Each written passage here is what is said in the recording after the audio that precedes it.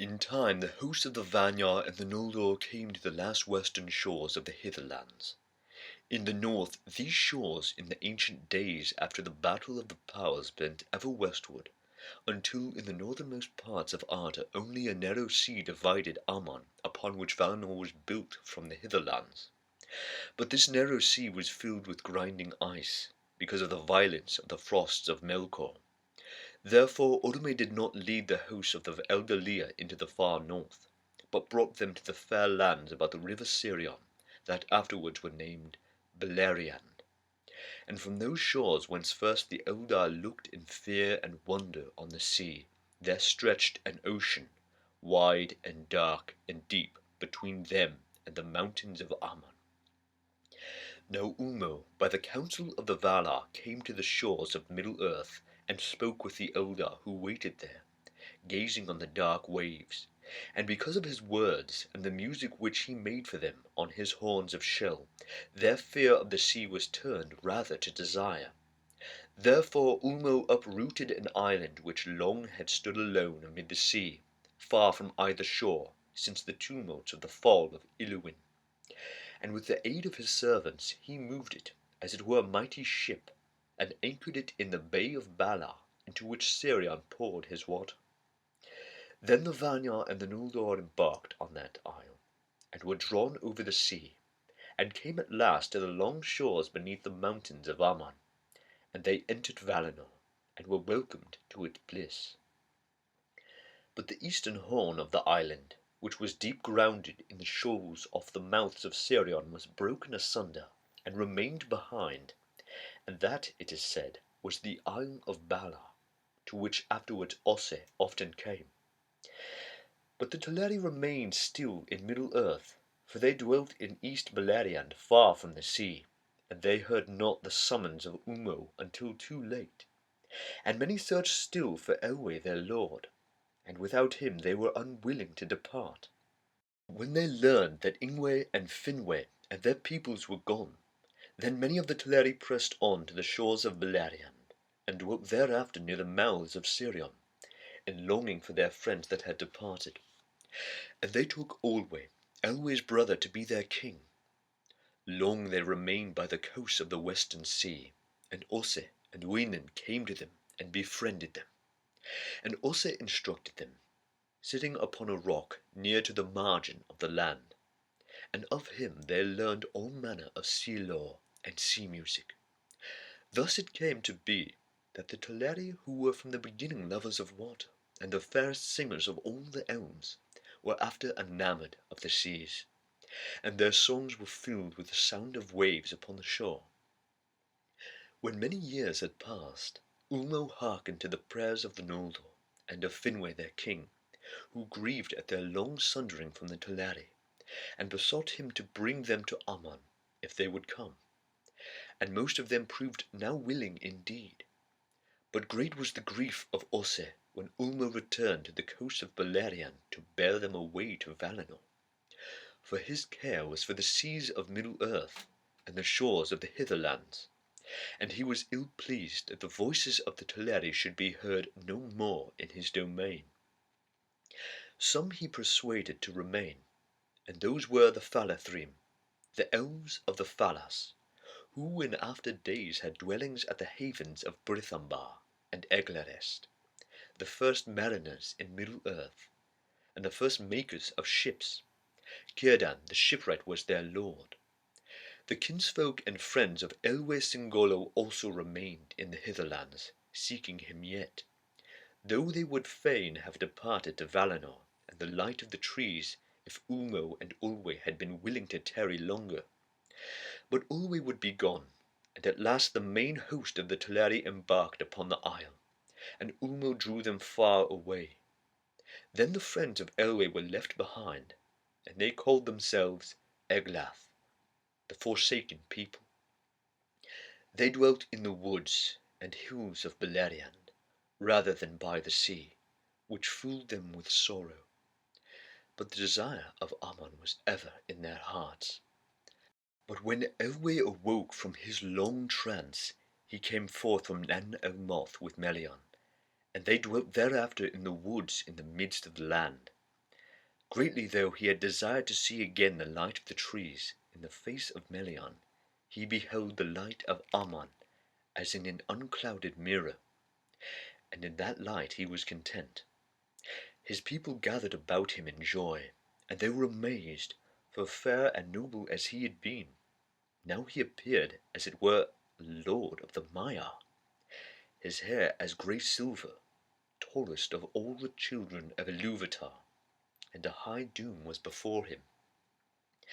Now Osse followed after the hosts of Olwe, and when they were come to the bay of Eldamar, which is Elvenhome, he called to them, and they knew his voice, and begged Ulmo to stay their voyage. And Ulmo granted their request, and at his bidding Osse made fast the island, and rooted it into the foundations of the sea.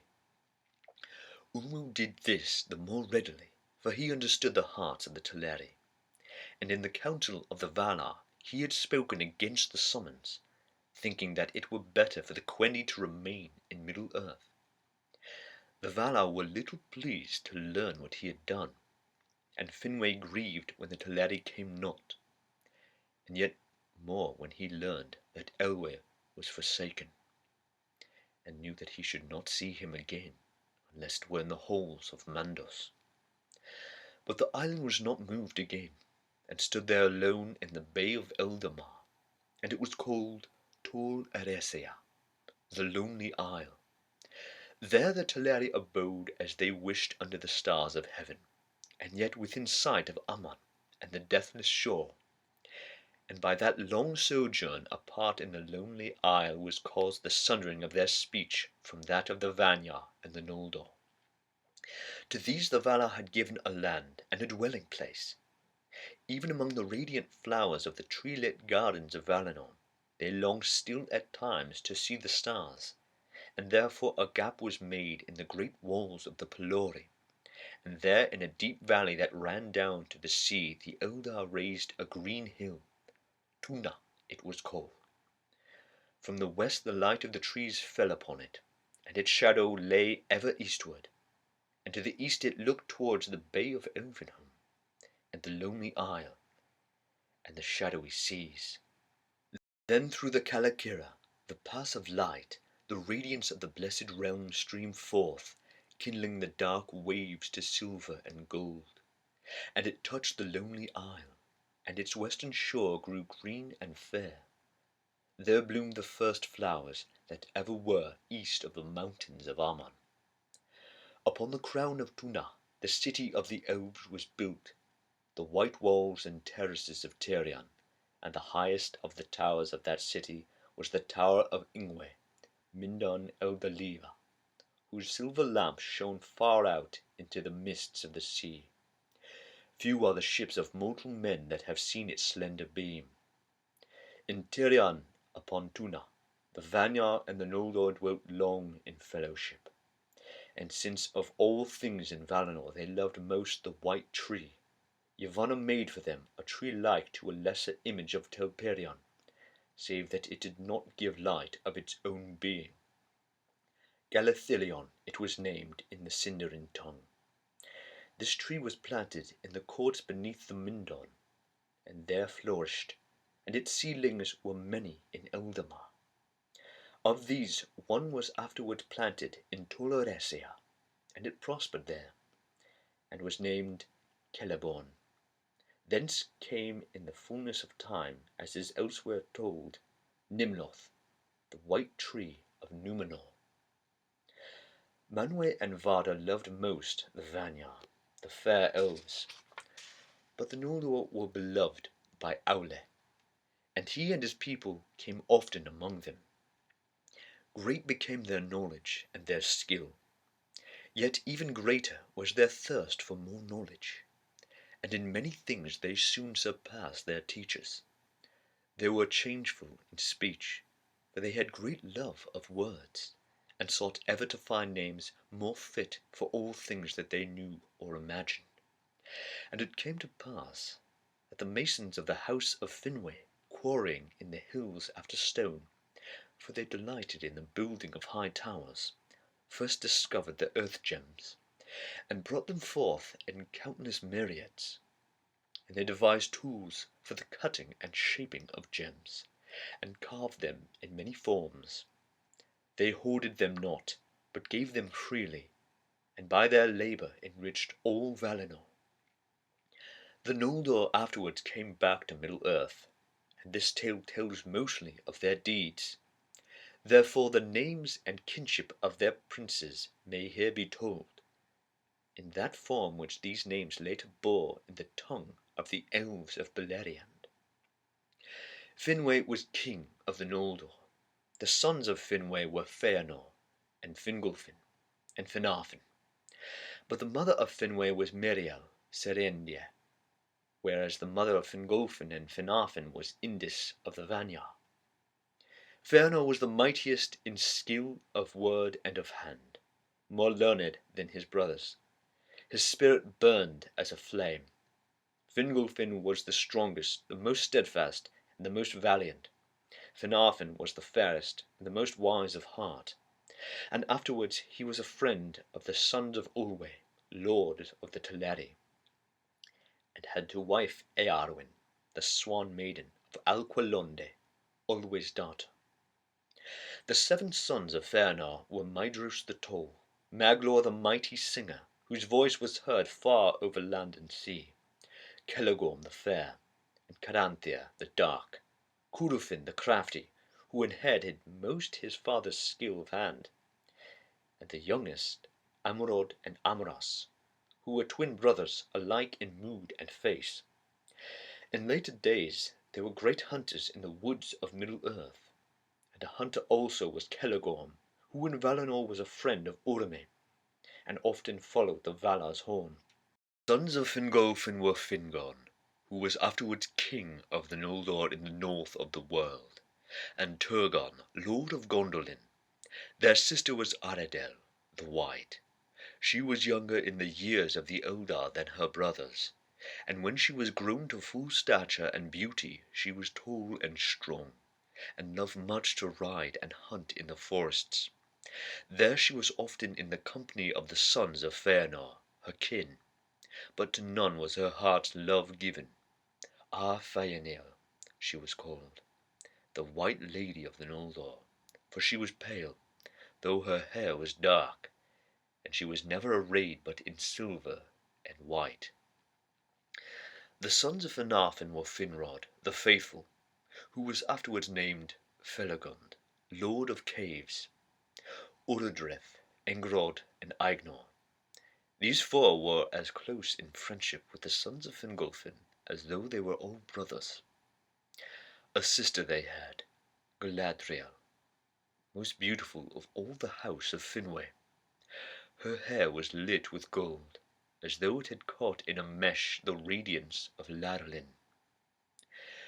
Here must be told how the Teleri came at last to the land of Aman.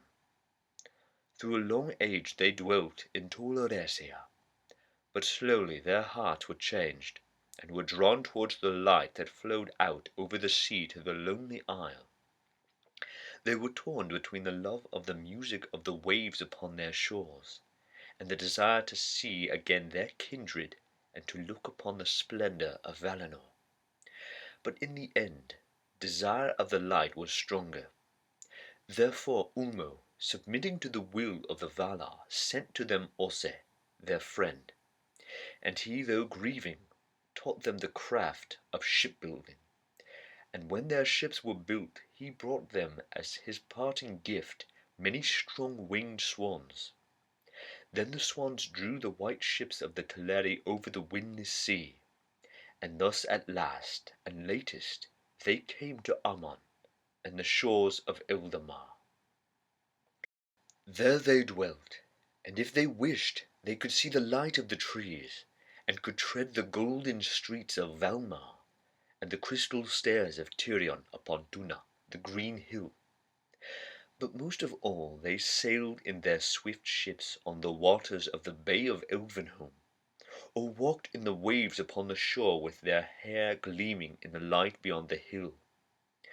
Many jewels the Noldor gave them, opals and diamonds and pale crystals, which they strewed upon the shores and scattered in the pools. Marvellous were the beaches of Elendil in those days, and many pearls they won for themselves from the sea, and their halls were of pearl, and of pearl were the mansions of Olwe at Alqualonde, the haven of the swans, lit with many lamps, for that was their city, and the haven of their ships, and those were made in the likeness of swans, with beaks of gold, and eyes of gold, and jet. The gate of that harbour was an arch of living rock sea-carved, and it lay upon the confines of Eldamar, north of the Calakira, where the light of the stars was bright and clear.